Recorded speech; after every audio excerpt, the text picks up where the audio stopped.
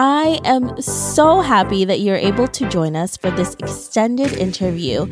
Make sure to visit theoffbeatlife.com. Again, that's theoffbeatlife.com to get more killer resources. Hey everyone, thank you so much for coming back for this extended interview. I am here with Marco. Hey Marco. Hey Debbie. Thank you so much for joining us here again. And Marco is going to share with us how to become a graphic designer, an artist for a living, which is really incredible. So before you give us your tips and tricks, can you tell us a little bit more about you and why you live an offbeat life? Yeah, of course. I got into graphic design when I was in high school, pretty much stumbled onto it. I was a geek. And I love technology. And I'm not sure exactly how I found Photoshop and Illustrator, but I fell in love with both tools.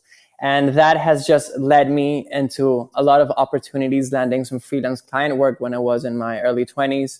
Nowadays, I have the fortune of this being my full-time job. I did not, at the moment, think that it was going to materialize in this manner. I am about to quit my job and go on to the adventure of remote living because of a project that I started 2 years ago on collage art, basically.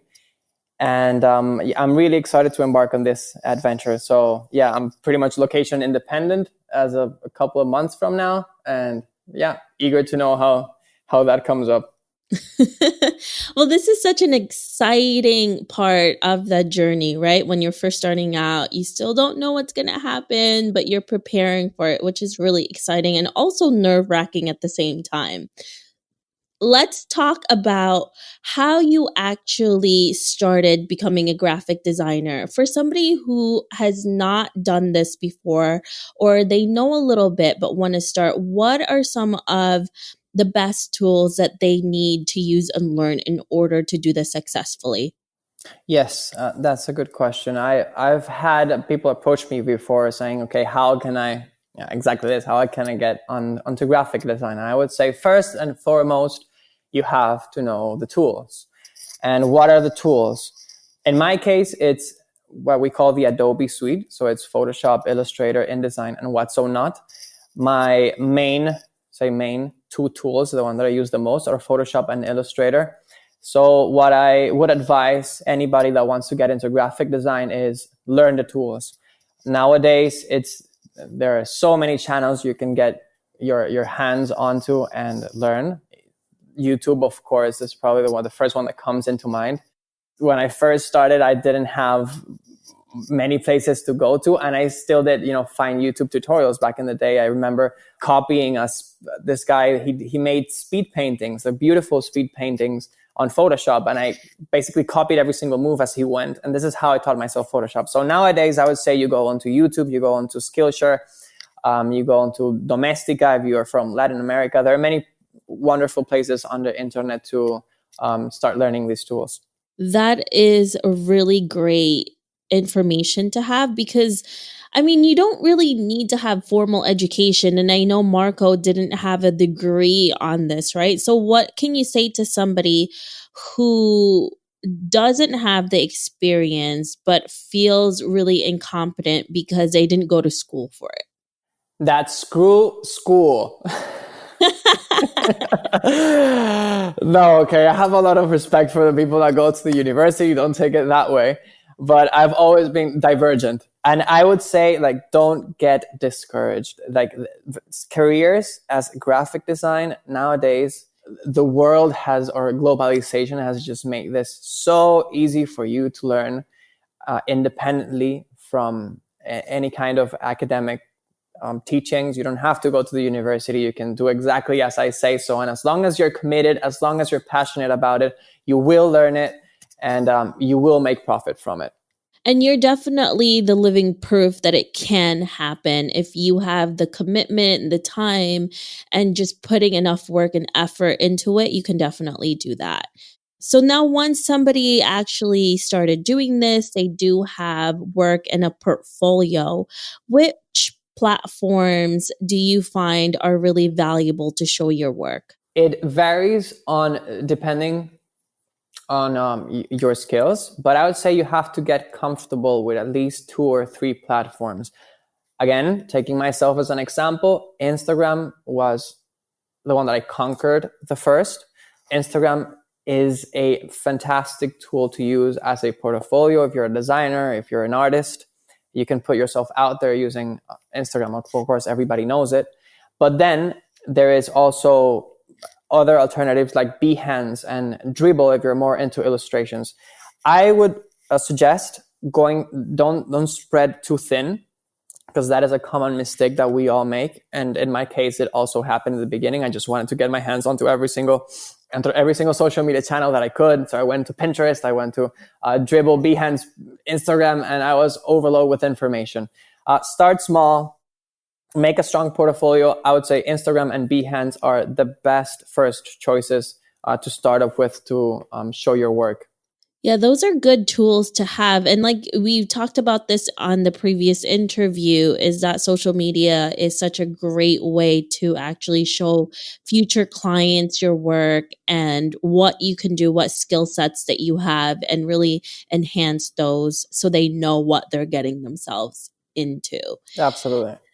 Now, one of the biggest questions that I get with my projects and with my business, and I'm sure you get a lot asked this a lot too, Marco, is how do you land and find your clients? How are you able to do that? Yeah, this is the question of the century. um, okay, so I have to say that I was very lucky, because it turned out to be the other way around, and my clients found me. So I would make like I would twist this idea a little bit, and I would say that you have to focus on inbound marketing. So again, if you put your work out there and you're consistent about it, and you have if you're a designer, you have a very clear visual aesthetic, it all comes down also, and I want to segue onto this, niching down. Like if you find a niche and dig into it as further down as you can, and eventually, if you're putting yourself out there, like I've said many times already, I think the clients will end up finding you. However, it is also a good practice for you to create what they call a media kit, which is a kit, what the word says, a small kit where you have all your, or the best examples or the most important parts of your portfolio, and you send that to potential clients. So any company you would like to work with, send the media kit and wait for a response. So be proactive about finding clients. I have known many people that have used this kind of technique before, and it has worked for them. So in my case, it was the other way around, but this is also really good advice for any kind of creative out there. Yeah, that's definitely true. Making sure that you are doing both, right? Making sure that you're creating content that people really want to be a part of and they want to purchase, but also being proactive and not just sitting down and waiting for clients to come. So doing both of those will be really helpful. And yes, if you are in this type of business, make sure having a media kit is really crucial to landing that business for you and landing that client. It definitely helps. Yes, exactly. And you will become, so if you're putting consistent content out there and you're niching down, like I said, you'll become an authority on that topic. And clients are looking for that. They're looking for people to solve their problems, and for creatives that are good and they know exactly what they're talking or preaching about. So yes, this is a great way to do it. Are there any other tips that you would like to give for those aspiring graphic designers and artists who want to be in the position where you are, Marco? Yeah, of course.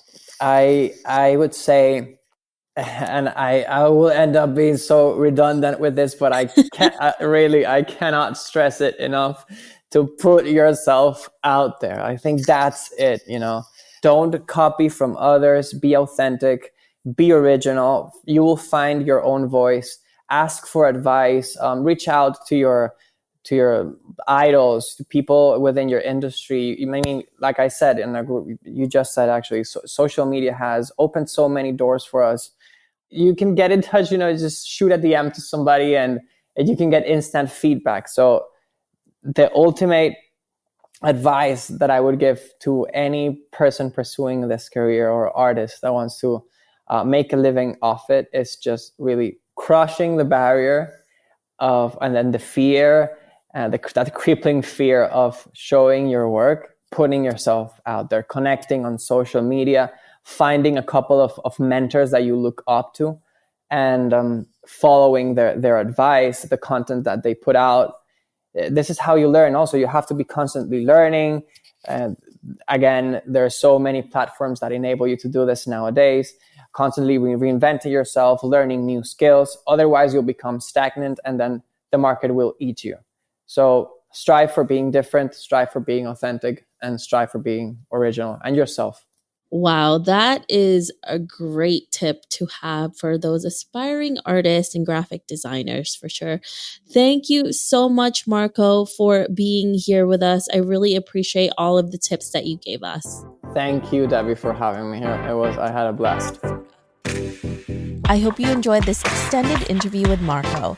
Make sure to visit theoffbeatlife.com. Again, that's theoffbeatlife.com to get the full interview where he shares how he created a successful digital design business that allowed him to travel the world.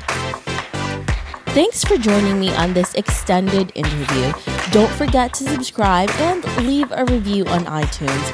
We can also chat some more on Facebook at The OB Live. I'll talk to you soon.